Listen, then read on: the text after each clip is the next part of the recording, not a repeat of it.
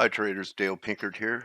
Thursday morning here on the coast in California, 4:52 a.m. I'm taking a look at Euro USD and the falling wedge it broke out of. There hasn't been any acceleration out of it, but it's still holding it as long as we're closing above 1280.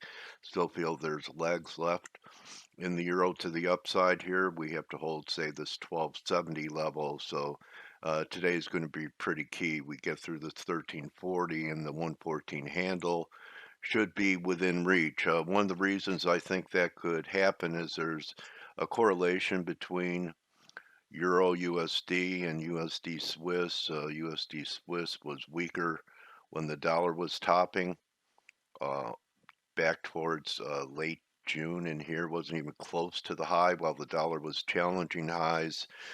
We had a nice break and some divergences develop, really not a divergence because it did not even make a new low, and rolling over Swiss, for example, today, just to give you an example of the correlation, Dixie is only down 0.03 and Euro's only up 0.006, was unchanged, while Swiss is down 34 pips. So it's demonstrating relative weakness and leading the way down in the dollar. So the dollar actually got back inside the wedge line and makes me pause a little bit about working the short side of the dollar. But, I have to go with it after that breakout in Euro last Friday that, perhaps dollar bears have been trying to negate the breakout, and so far they're unsuccessful. So I'm going to go with another wave to the downside in the dollar here.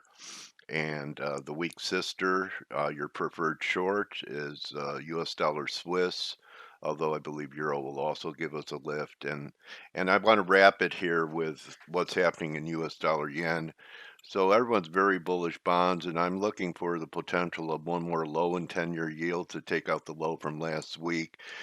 For that to occur, we need a pretty good break in US dollar yen, new lows at least, where we have confluence at 107.60, just taking a little minor short position, looking to ride it down, and potentially down here if I start to get the right RSI readings and we're not confirming on multiple time frames, I may not just cover my short down here. I may reverse and begin to scale into some long positions here. It could be interesting to see where 10-year yields are at when the yen is here. Also, the S&P that was rejected from that 2910 level I talked about earlier in the week has bounced.